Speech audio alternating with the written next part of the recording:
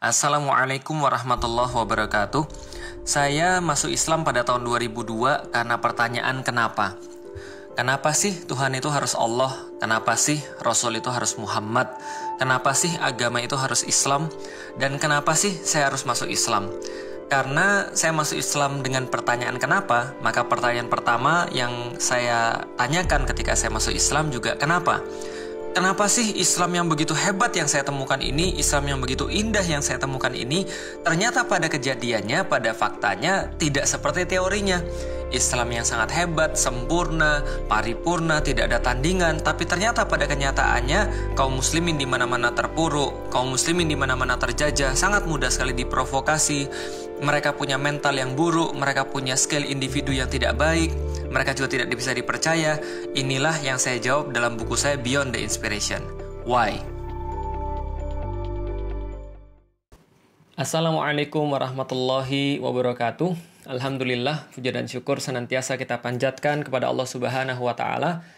Salat dan salam juga semoga tercurah dan terlimpahkan kepada baginda Nabi besar Muhammad Sallallahu Alaihi Wasallam. Alhamdulillah teman-teman sekalian, insyaallah dirahmati Allah. Alhamdulillah hari ini kita bisa live. Allah berikan kesempatan, Allah berikan kesehatan, dan mudah-mudahan apa yang Allah berikan ini senantiasa mampu kita manfaatkan yang paling maksimal untuk Islam. Alhamdulillah atas keimanan, atas kelapangan, atas semua hal yang Allah berikan pada hari ini pada kita. Kesemuanya adalah kenikmatan-kenikmatan yang layak kita syukuri. Dan apapun yang mungkin kita merasa kurang daripada Allah Subhanahu wa Ta'ala, sejatinya itu mungkin hanya kekurang syukuran kita terhadap Allah Subhanahu wa Ta'ala. Maka salat dan salam semoga tercurah dan terlimpahkan kepada baginda Nabi besar Muhammad Sallallahu Alaihi Wasallam, manusia mulia yang senantiasa kita muliakan. Apapun yang datang daripada beliau, baik itu adalah lisannya, baik itu adalah perbuatannya, dan kita berusaha untuk meniru apapun perbuatan-perbuatan beliau semaksimal yang kita bisa. Dan mudah-mudahan karena itulah kita menjadi layak untuk digabungkan ke dalam barisannya Rasulullah Sallallahu Alaihi Wasallam. Teman-teman sekalian, saya dirahmati Allah, Islam itu apa sih sebenarnya? Kita sudah membahas ketika pas bagian akidah, pas bagian akar, Islam itu adalah sebuah tauhid. Inti daripada Islam adalah tauhid. Kalau kita membicarakan tentang Islam, apa yang menjadi perbedaan antara agama yang lain, maka terang saja Islam sangat esensinya di dalamnya itu adalah esensi tauhid. Tapi kalau kita membahas tentang syariat, mungkin bisa jadi definisinya menjadi berbeda. Karena kalau dalam pengertian definisi syariat, Islam adalah sebuah agama yang diturunkan oleh Allah Subhanahu wa Ta'ala kepada hambanya Nabi Muhammad Sallallahu Alaihi Wasallam dengan perantaran Jibril untuk mengatur hidup manusia. Yang hidup manusia itu ada bagaimana cara kita untuk berhubungan dengan Allah yang kita kenal dengan nama hablum minallah. Lalu kemudian dia juga mengatur bagaimana hubungan dengan orang lain atau hablum minan nas, dan dia juga mengatur bagaimana berhubungan dengan diri kita sendiri atau yang lebih sering disebut dengan akhlak. Yaitu adalah ajaran Islam. Jadi ajaran Islam sesederhananya itu definisinya seperti itu. Tapi sebenarnya kalau kita lihat daripada apa yang sudah kita bahas sebelumnya, Islam ini layaknya sebuah pohon. Pohon itu secara singkat ada dua bagian. Ada bagian yang tidak kelihatan, ada bagian yang kelihatan. Allah sampaikan di dalam surat Ibrahim, bahwasanya orang-orang yang mengucapkan dua kalimat syahadat atau kalimatan thayyibatan ka syajaratin thayyibah. Sesungguhnya kalimat yang baik itu seperti pohon yang baik. Seperti apa pohon yang baik? Asluha sabitun wa far'uha fis sama' tu'ti ukulaha kulahinim bi'idni rabbiha. Maka pohon yang baik atau yang namanya Islam itu seperti ini, akarnya menghujam ke tanah, kokoh ke tanah, lalu kemudian cabang-cabangnya mengarah ke udara, mengambil sebaik-baiknya cahaya, lalu kemudian tu'ti ukulaha kulahinim bi'idni rabbiha. Dan dia memberikan buah-buahan yang ranum, yang segar, yang manis, yang bergizi setiap waktunya atas izin daripada Tuhannya. Ini adalah Islam. Maka yang tidak kelihatan itulah yang sudah kita bahas sampai ke episode 20 26. Dan yang kelihatan di atas inilah yang kita bahas dalam episode 27 dan seterusnya sampai sekarang episode yang ke-36. Jadi kalau kita lebih singkatkan lagi teman-teman sekalian, cuma mereview supaya teman-teman bisa lebih enak nyambungnya, Islam itu dimulai daripada pertanyaan why. Kenapa saya harus menjadi seorang muslim?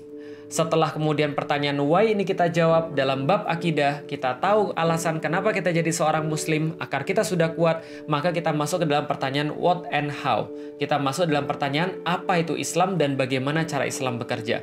Kita sudah dapat, andaikan orang itu menggunakan akalnya, maka dia akan mendapatkan bahwa Allah adalah satu-satunya Tuhan yang bisa diyakini dengan logika. Bahwasanya Islam adalah agama yang benar kalau mereka mau menggunakan akal. Ini yang kita dapatkan ketika kita sudah membahas yang lalu. Maka dalam kemudian bab yang sekarang yang kita bahas, bahwasanya ketika kita sudah yakin bahwa Allah adalah Tuhan kita dan kita semua adalah hambanya Allah, maka hubungan antara kita dan Allah adalah hubungan penyembahan, hubungan ketaatan, hubungan kepatuhan, hubungan ketundukan kepada Allah. Maka bagaimana ketundukan itu? Ketundukan itu dengan syariat. Dan kita sudah bahas juga kemarin, apa yang disebut dengan syariat Islam? Syariat Islam adalah aturan-aturan yang diturunkan oleh Allah Subhanahu wa Ta'ala untuk menjamin agar manusia itu bisa tetap baik, agar manusia itu bisa tetap dengan fitrahnya, agar manusia itu tidak rusak, agar manusia itu tidak khawatir, tidak sedih, tidak tersesat dan tidak sengsara. Sebagaimana sudah kita bahas sebelumnya. Jadi siapa yang perlu dengan syariat Allah? Kita, bukan Allah yang perlu dengan syariatnya sendiri. Kita yang perlu dengan syariatnya Allah, karena setiap penyelewengan terhadap syariat Allah itu pasti akan mengakibatkan kerusakan. Pastinya, karena Allah sudah jamin di dalam Al-Quran. Maka bagaimana cara kita menaati Allah? Maka kita tahu bahwa ada dua sumber primer di dalam Islam, yaitu adalah Al-Quran dan Al-Hadis. Al-Quran adalah kalamullah, adalah perkataan Allah Subhanahu wa Ta'ala yang sudah dibukukan di zaman kita. Ada 30 juz, 114 surat dan sekitar 6.000 nanti kalau saya salah silakan perbaiki. 6.363 ayat atau 6.836 ayat. Nanti coba dicek. Yang jelas ada 6.000-an ayat kalau saya nggak salah.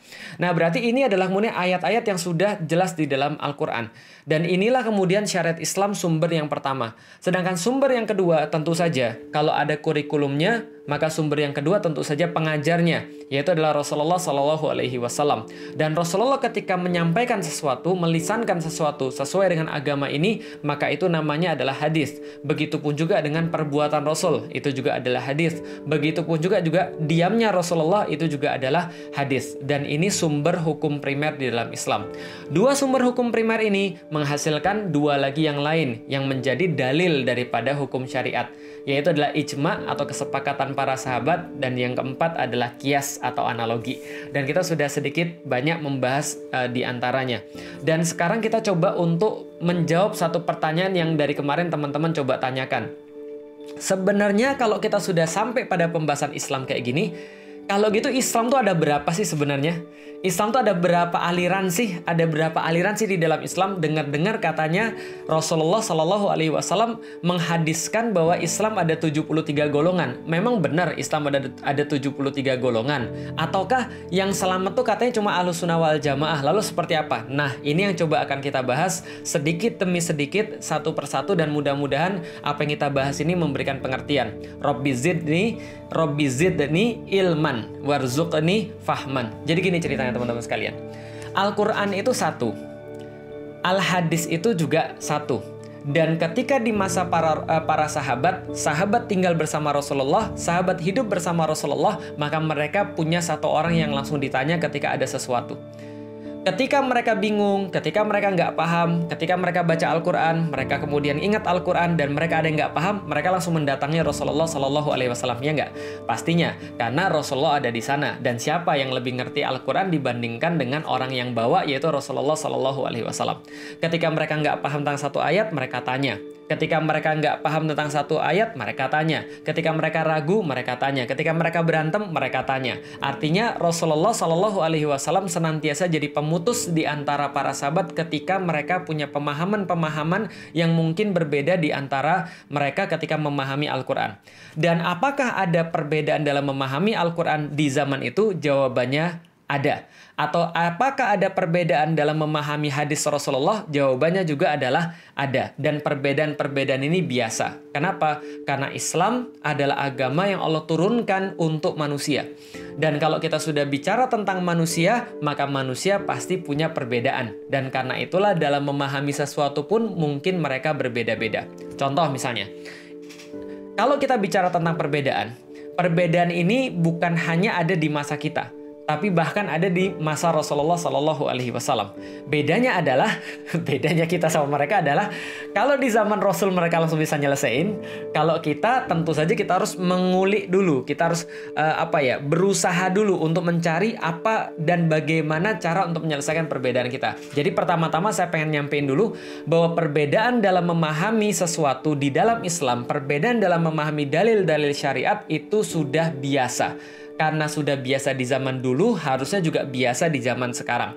Karena di zaman dulu boleh, harusnya juga boleh di zaman sekarang. Saya pengen cerita.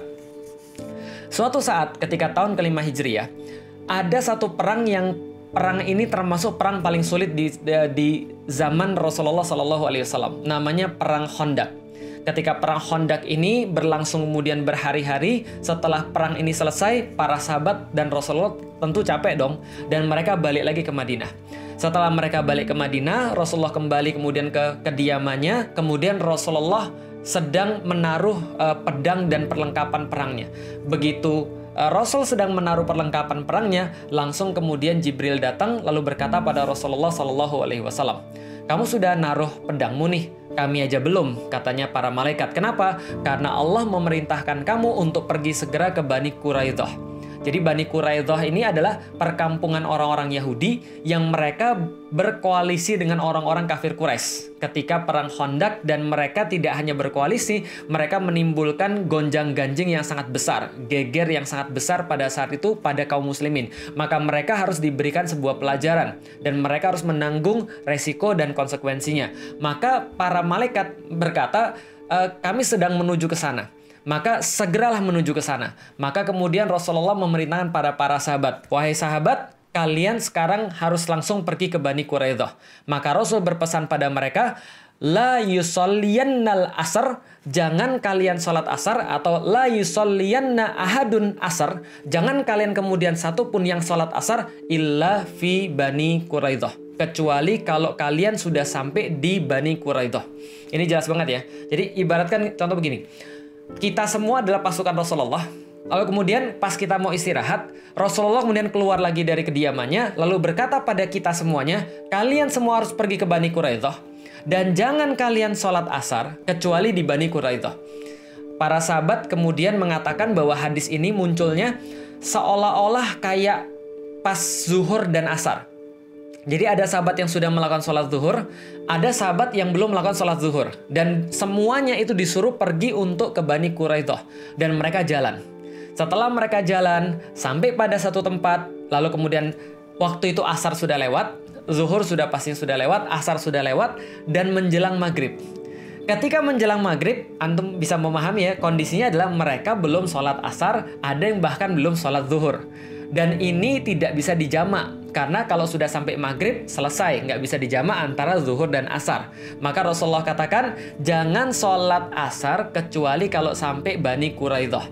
Maka ketika dalam kondisi begini, para sahabat ada yang belum sholat zuhur, yang jelas semuanya belum sholat asar, dan sebentar lagi sholat maghrib. Maka ada yang di antara mereka bilang, "Bro," sama yang lain, "Bro, sholat yuk." Lain-lain bilang, "Sholat apa bro?" "Ya sholat asar, kan kita belum sholat asar ini." Lalu kemudian yang lain bilang, "Loh, emang kamu nggak dengar tadi kata Rasulullah? Kata Rasulullah tadi yang jelas banget tadi, jangan kalian sholat asar. La yusolliyanal asar, atau la yusalliyana ahadun asar. Jangan kalian melihat satu pun sholat al-asar, kecuali kalau kalian sampai ke Bani Quraidah." Kan sudah jelas banget. Lalu kemudian mereka bilang, "Iya sih, tapi kayaknya menurut saya, dalam pemahaman saya nih, Rasul ngomong kayak gitu supaya kita cepet-cepet. Supaya kita nggak lalai, supaya kita nggak lambat-lambat, segera langsung pergi ke Bani Quraidah. Tapi sekarang faktanya adalah sudah mau maghrib. Lah kalau sudah maghrib nanti sholat asarnya lewat pak." Tapi yang lain bilang, "Enggak, kalau Rasul sudah bilang jangan sholat asar, berarti jangan sholat asar, nanti kita pas sampai Bani Quraidah baru kita sholat asar. Gitu pokoknya. Akhirnya para sahabat tetap kemudian terpecah. Yang satu kemudian mengatakan kita tetap harus sholat asar, karena di dalam Al-Quran sudah jelas sekali, sesungguhnya sholat itu bagi orang-orang mukmin adalah kitabam mauquta, sebuah waktu-waktu yang sudah tertulis jelas. Pokoknya kita harus tetap sholat, karena waktu-waktunya sudah tertulis. Subuh sudah ada waktunya, zuhur sudah ada waktunya, asar ada waktunya, maghrib ada waktunya, isya ada waktunya. Maka nggak boleh dirapel, maka kita sholat sekarang. Tapi sebagian di antara mereka bilang tidak. Rasulullah Shallallahu Alaihi Wasallam paling tahu tentang Al-Quran, maka beliau tidak mungkin menyuruh sesuatu yang akan menyengsarakan dan membuat kita salah. Maka Rasulullah pasti benar, maka tidak sholat asar kecuali sudah sampai Bani Quraidah. Lalu kemudian sebagian berjalan, sebagian sholat, dan kemudian berjalan ke Bani Quraidah. Mereka kemudian mengepung Bani Quraidah, dan ceritanya setelah mereka sampai di sana, waktu sudah hampir tengah malam. Atau malah sudah lewat tengah malam. Akhirnya sebagian di sana sholatnya dirapel. Sholat asar, sholat maghrib, sholat isya. Lalu kemudian sebagiannya karena sudah sholat, mereka tinggal melanjutkan sholat sisanya. Nah, ketika kesemuanya ini balik ke tempat Rasulullah Shallallahu Alaihi Wasallam, maka kemudian mereka saling mengadu. Ya kira-kira kalau zaman sekarang gini lah, ada yang ngadu pada gurunya. Guru, coba lihat guru, masa ya ada orang ya, masa sholatnya tuh dirapel. Coba bayangin, sholat asar, sholat maghrib, sholat isya dirapel. Itu muslim macam apa itu? Lalu kemudian yang dengar, dan kebetulan mungkin mereka yang termasuk rapel, mungkin ngomongnya begini, mungkin ya, ini karangan saya aja, mungkin ngomongnya begini, daripada mereka itu guru, masa ada yang diperintah langsung, perintahnya jelas, jangan sholat asar kecuali di Bani Quraidah, tapi masih mereka sholat asar, tapi bukan di Bani Quraidah, itu kan namanya menentang perintah langsung. Nah, ketika kemudian para sahabat saling berdiskusi di depan Rasulullah untuk kemudian menentukan siapa sih yang sebenarnya benar di antara mereka, siapa yang paling mendekati kebenaran di antara mereka, Rasulullah Shallallahu Alaihi Wasallam tersenyum. Kemudian Rasul mengatakan pada mereka, nggak ada masalah, kalian semua benar. Kenapa? Karena sama-sama sholat. Ini kemudian yang Rasulullah sampaikan, berarti ada perbedaan, dan dua perbedaan ini nggak mesti salah satu benar dan salah satu salah. Kenapa? Karena dua-duanya bisa jadi benar atau dua-duanya bisa jadi salah. Kenapa dua-duanya bisa jadi benar? Karena mereka berdua tidak sama dalam memahami syariat, tapi tetap menjalankan syariat berdasarkan pandangan Islam. Apa itu pandangan Islam? Pandangan Islam adalah sesuatu yang didasari oleh argumen Islam atau dalil Islam. Jadi kalau punya dalil, nggak ada masalah. Tergantung kemudian dia bisa menggali nggak hukumnya. Nah, di zaman para sahabat, mereka levelnya tentu dong sudah lebih daripada kita semuanya. Mereka sudah paham tentang Rasulullah, mereka paham dengan Al-Quran. Wong Al-Quran itu diturunkan ketika mereka masih hidup, mereka menghafalkan Al-Quran, dan mereka memutuskan tentu saja berdasarkan pengetahuan Islam yang mereka miliki. Maka dua-duanya benar. Di dalam zaman sekarang namanya ijtihad. Ijtihad itu, kata Rasulullah, kalau ijtihadnya dilakukan oleh orang yang mumpuni, dilakukan oleh ulama, dilakukan oleh orang yang memang sudah punya ilmu, itu kalau salah, pahalanya 1. Kalau benar, pahalanya 2. Kalau saya, jangan dengerin, karena saya belum sampai derajat ijtihad atau mujtahid. Maka yang sudah sampai, itu tadi, kalau misalnya dia memutuskan dapat benar, pahalanya 2. Kalau dia memutuskan dapat salah, pahalanya tetap 1. Akhirnya nggak ada yang salah. Kenapa? Karena memang Islam adalah ajaran yang memungkinkan adanya hal yang berbeda. Jadi dua hal ini bisa jadi sama-sama benar. Nah, kenapa? Karena memang pemahaman terhadap Quran, pemahaman terhadap hadis itu tidak selalu sama satu dengan yang lain. Nah, dari situlah kita bisa tahu, oh, perbedaannya di situ. Tapi bukan Islamnya yang berbeda, Islamnya sama. Kalau kita ibaratkan pohon gitu kan ya, pohonnya 1. Cuma pohon itu nanti setelah dari tanah ada 1 pokok yang besar, lalu kemudian dia muncul cabang-cabang. Makanya kata Allah, wa far'uha fis sama. Maka cabang-cabangnya itu ada banyak, tapi sama-sama mengarah ke udara. Kenapa? Sama-sama mengharap ridho Allah. Udara itu maksudnya langit, dan langit itu maksudnya ridho Allah. Dan mereka sama-sama menerapkan syariat, sama-sama berdasarkan dalil. Dalilnya apa? Akar yang sama, maksudnya gitu, yaitu Quran dan Sunnah yang sama. Cuma dalam memahami aturan-aturan fikihnya menjadi berbeda. Itu yang menjadi kemudian perbedaan di dalam Islam, bukan aliran-aliran. Karena Islam nggak ada aliran. Karena Islam itu ya 1 pohon, cuma cabangnya banyak, dan cabang itu berasal daripada akar yang sama. Tapi Ustadz, ada juga katanya perbedaan di dalam akidah. Perbedaan di dalam akidah nggak boleh. Di dalam akidah Islam semuanya sama. Rukun Islamnya sama, sama-sama 6. Rukun Islamnya sama, sama-sama 5. Tapi ada yang berbeda kata Ustaz. Bisa jadi dalam hal cabang akidah. Nah, jadi coba lihat ya. Kalau pohon itu kan pokoknya satu. Pokoknya kan satu yang di atas tanah tuh. Pokok batang besarnya itu ya. Di bawahnya itu juga akarnya juga satu. Tapi kemudian juga bercabang-cabang. Tapi akarnya sama. Tapi bukan berarti pohon yang berbeda gitu loh maksudnya. Nah, dalam Islam juga ada namanya cabang akidah. Dan bisa jadi cabang akidah ini berbeda. Tapi tidak mengganggu kemudian rukun iman dan rukun Islamnya. Ustadz, tapi ada juga Ustadz yang rukun imannya berbeda. Nah, kalau udah rukun imannya berbeda berarti bukan. Karena rukun iman tuh ya nggak ada berbeda. Karena itu sudah dari sesuatu yang sangat jelas sekali. Ustadz, kalau seandainya di dalam Islam Tuhannya ada 2, boleh nggak? Ya nggak boleh. Karena itu sudah bagian daripada akidah. Tapi kalau perbedaan-perbedaan cabang yang diakibatkan daripada argumen-argumen yang sama di dalam Islam, tapi hasilnya berbeda, jadinya boleh. Contoh, di Indonesia yang sangat terkenal. Taraweh ada yang 11 rakaat total. Ada yang 23 rakaat total. Yang benar yang mana? Dia dua-duanya benar. Yang salah siapa? Yang salah yang nggak sholat. Bukan juga. Yang nggak sholat tarawih juga nggak salah. Lah kenapa? Karena Islam bukan hanya satu hukum di dalam hukum Islam. Oke, coba lihat ya. Kita sekarang masuk pada hukum dari manusia. Hukum untuk manusia, bukan hukum dari manusia. Hukum untuk manusia itu cuma ada 5 kalau berdasarkan hukum syariat.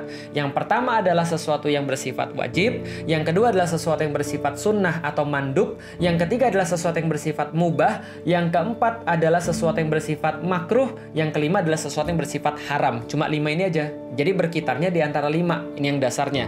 Yang wajib kalau dikerjakan berarti berpahala. Nggak dikerjakan berarti berdosa. Seperti apa? Sholat wajib, puasa wajib, itu wajib. Kalau wajib itu berarti mengikat. Kalau kita nggak lakukan, dosa. Kalau kita lakukan, pahala. Yang kedua, mandub atau sunnah. Maksudnya apa? Sesuatu yang kalau kita lakukan berpahala, kalau kita nggak lakukan, nggak mengapa. Tapi sayang banget kalau nggak dilakukan. Contoh daripada sunnah, ya sholat rawatib gitu kan ya, ketika kita habis sholat zuhur lalu sholat 2 rakaat, lalu habis sholat maghrib sholat 2 rakaat dan seterusnya. Ini adalah sholat sunnah. Maka sholat sunnah ini kalau dibuat dapat pahala, kalau nggak dibuat ya nggak apa-apa, cuma sayang aja. Kalau yang mubah boleh dilakukan boleh tidak. Contoh nonton drakor. Wah, seneng tuh yang drakor. Nonton drakor tuh mubah. Atau nonton bola itu ya mubah. Apalagi misalnya makan ikan bakar itu mubah. Apalagi makan cendol itu mubah. Dan banyak sekali hal-hal yang mubah di dalam Islam boleh dilakukan. Wanita bekerja, itu saya mengambil pendapat hukumnya mubah. Ini kan ya. Lalu apalagi? Yang ketiga yang makruh. Apa ini yang makruh? Kalau dilakukan, dia tidak apa-apa. Tapi kalau ditinggalkan, ini dia mendapatkan pahala. Ya, jadi bedanya dengan sunnah apa? Kalau sunnah dilakukan, mendapatkan pahala, tidak dilakukan, nggak apa-apa, tapi sayang. Kalau yang makruh, tidak dilakukan, malah dapat pahala. Tapi kalau Anda lakukan, maka nggak apa-apa ya. Tapi masa Anda lakukan sesuatu yang dibenci Allah? Karena makruh ini kan artinya sesuatu yang dibenci Allah. Contoh makruh apa? Ya, dalam satu pendapat, nanti saya jelasin. Nama juga ada perbedaan. Dalam satu pendapat, merokok itu makruh. Tapi saya mengambil pendapat merokok yang haram. Kenapa? Karena sudah pasti berbahaya bagi orang yang melakukan dan juga bagi orang-orang di sekelilingnya. Tapi pendapat terbanyak tentang merokok ya tetap aja makruh. Makruh itu apa? Dibenci. Tapi tidak sampai haram. Karena yang haram ini kalau ditinggalkan berpahala, dilakukan berdosa. Itu maksudnya. Nah, cuma 5 ini aja. Maka hukum-hukum yang di antara 5 ini, ahkamu khamsah ini juga bisa jadi berbeda-beda tergantung orang yang menggali hukumnya tadi. Kan kita sudah sampaikan Al-Quran, As-Sunnah, atau Al-Quran, Al-Hadis, lalu kemudian ijma' para sahabat dan qiyas. Ini kan memberikan sebuah menjadi sebuah dalil hukum syariat. Ketika menggalinya bisa jadi hasilnya berbeda. Tapi dalam hal-hal yang sangat banyak sekali tidak ada perbedaan di dalam Islam tentang yang mana yang wajib, yang mana yang sunnah, yang mana yang mubah, yang mana yang makruh, yang mana yang haram. Kalau mazhab itu seperti apa? Mazhab artinya jalan. Berarti dalam memahami fikih, karena kita nggak semua bisa memahami Al-Quran dan sunnah, maka kita perlu imam-imam mazhab yang menggalikan buat kita, yang kemudian menyajikan buat kita tinggal makan aja. Jadi kira-kira gitu. Nah, termasuk ada yang nanya dari kemarin, musik hukumnya apa? Tergantung tergantung Anda mau ambil pendapat yang mana. Karena hadisnya sudah jelas. Hadisnya adalah akan datang satu masa, umatku akan menghalalkan alat musik, lalu kemudian khamr, lalu kemudian biduan. Nah, tergantung memahami ini. Coba lihat ya. Ada yang memahami dalil ini bahwa, oh nanti orang-orang muslim akan menghalalkan biduan, seperti mereka menghalalkan alat musik, seperti mereka menghalalkan khamr. Kalau kata waw yang di tengah-tengah, alat musik waw itu kan dan, alat musik dan biduan dan khamr. Kalau dan di situ dimaknai bahwa dan di situ adalah alat musik dan atau khamr dan atau biduan, maka tiga-tiganya kalau berdiri sendiri ya dia jadi kena. Tapi ada ulama yang lain memahaminya apa? Biduan, alat musik bergabung dengan biduan, bergabung dengan khamr, maka ini yang tidak boleh. Buktinya apa? Ketika alat musiknya berdiri sendiri, Rasulullah memperbolehkan dalam berbagai situasi. Nah, berarti ini adalah sesuatu yang kemudian menjadi ciri bahwasanya yang namanya musik tuh hukumnya mubah, boleh. Jadi ada perbedaan pendapat. Terus kalau gitu nggak boleh, pokoknya musik itu pasti haram. Lah kan sudah kita bilang, ketika kita mempelajari Islam, maunya kita adalah ketika kita tahu dari mana hukumnya ini muncul, kita jadi lebih tolerir. Contoh misalnya, salah satu ustadz yang saya kenal yang tidak pakai musik adalah Ustadz Umar Mita. Tapi Ustadz Umar Mita itu nggak pernah memaksakan pendapatnya kepada orang-orang yang masih memubahkan musik. Beliau nggak mau dengar musik. Tapi beliau tidak punya pendapat, tidak memperlakukan saudaranya yang masih kemudian mengubahkan musik dengan sesuatu yang buruk gitu loh maksudnya. Hadisnya jelas. Hadisnya sama-sama kita baca, cuman pemahaman terhadap hadis ini perlu kemudian dibahas. Makanya ulama-ulama berbeda pendapat. Contoh ulama-ulama yang memubahkan musik misalnya, ulama-ulama Azhar itu memubahkan musik. Ulama-ulama dari kemudian Nahdlatul Ulama, baik Muhammadiyah itu juga memubahkan musik. Ulama-ulama yang mengharamkan musik biasanya ulama-ulama yang beraliran Hanabilah, Ahmad bin Hambal, mengikuti mazhabnya Ahmad bin Hambal ataupun Ibnu Taimiyah dan segala macamnya. Nah, tapi yang jelas kita sama-sama menghormati karena dua-duanya adalah pendapat Islam atau argumen di dalam Islam, tidak perlu dipermasalahkan. Sebagaimana tadi para sahabat, ada yang sholatnya sebelum sampai di Bani Quraidah, ada yang sholatnya setelah Bani Quraidah, dan itu biasa-biasa saja. Dan perbedaan pendapat umum terjadi di antara para sahabat. Yang nggak boleh terjadi adalah murid-murid kalau berbeda. Itu yang nggak boleh. Kenapa? Karena murid itu nggak punya ilmu. Mereka harusnya ngikut aja pada yang punya ilmu. Tapi kalau guru berbeda, itu boleh-boleh saja karena mereka punya ilmu. Maka coba lihat, kalau guru yang berbeda, kalau orang berilmu yang berbeda, nggak jadi masalah. Nggak hujat-hujatan, nggak musuh-musuhan, nggak unfold-unfoldan, nggak nyinyir-nyinyiran. Tapi begitu muridnya yang berbeda, padahal gurunya udah selesai dalam perbedaan itu, gurunya udah legowo, gurunya tahu karena gurunya berilmu, udah beres. Tapi kalau muridnya yang berbeda, Masya Allah, karena nggak punya ilmu itu, nyinyir-nyinyiran, unfold-unfoldan, bahkan kafir-kafiran. Dia kafir, enggak dia yang kafir, dan seterusnya. Lalu kemudian main hina-hinaan, main kemudian serang-serangan. Nah, ini yang berbahaya. Kenapa? Adanya perbedaan di dalam Islam itu bukan terjadi pada masa sekarang aja, tapi dari masa Rasulullah Shallallahu Alaihi Wasallam. Nah, kenapa ada perbedaan? Untuk memudahkan kaum muslimin dalam kehidupan mereka. Maka banyak hal yang berbeda di dalam Islam. Tapi selama kita Islam dan selama kita punya dalil, insya Allah kita punya bagian daripada kebaikan di situ. Nah, lebih mudahnya gimana? Mudahnya sudah ada ulama-ulama mazhab. Kalau saya sederhana aja, ya udah tinggal ambil aja. Di Indonesia karena lebih banyak adalah mazhab Syafi'i, kita pakai mazhab Syafi'i. Sederhana, gampang banget. Mazhab kita mazhab Syafi'i, fikihnya adalah ngambil kemudian fikih Syafi'i, kemudian ngambil pendapat akidahnya juga dari kemudian ulama-ulama Syafi'i, gitu kan ya. Dan kemudian semua jadi gampang. Tinggal kita lihat aja dalilnya mana untuk memperkuat apa yang kemudian sudah kita lakukan selama ini. Jadi dalil syariat itu ada 4, balik lagi. Quran, Sunnah, Ijma' para sahabat, dan Qiyas. Selama dia punya argumen, maka dia boleh berbeda. Dan bisa jadi dua-duanya adalah sesuatu yang baik. Dan banyak sekali contoh-contoh perbedaan di dalam Islam, baik yang terjadi di zaman Rasulullah Shallallahu Alaihi Wasallam ataupun di zaman sekarang yang memang diperbolehkan karena memang dalilnya memperbolehkan untuk berbeda. Tapi ada yang nggak boleh untuk berbeda. Apa? Akarnya nggak boleh berbeda. Islam tuh satu. Bagaimana dengan yang 73 golongan? Insya Allah nanti kita akan bahas dalam bahasan-bahasan yang lain. Tapi yang jelas, Ahlus Sunnah wal Jamaah jamaah itu bukan klaim, itu bukan sebuah label, tapi itu sebuah sifat. Siapapun yang mengikuti sunnah Rasulullah Shallallahu Alaihi Wasallam dan juga kemudian mengikuti al-jamaah dalam arti yang sangat luas, maka insya Allah mereka semua termasuk yang selamat di akhirat, termasuk ahlus sunnah wal jamaah. Dan saya pikir insya Allah di Indonesia semua ormas-ormas nggak ada yang berbeda dalam hal akidah. Ya kecuali kalau misalnya ada ya, yang berbeda misalnya siapa? Ya ada beberapa kemudian ada beberapa aliran-aliran kayak misalnya contoh Syiah yang sudah menambah-nambah kemudian dalam hal keimanan itu yang berbeda. Gitu kan ya. Tapi kalau selama mereka masih sama rukun iman, sama rukun Islam, kebanyakan ormas di Indonesia semuanya sama.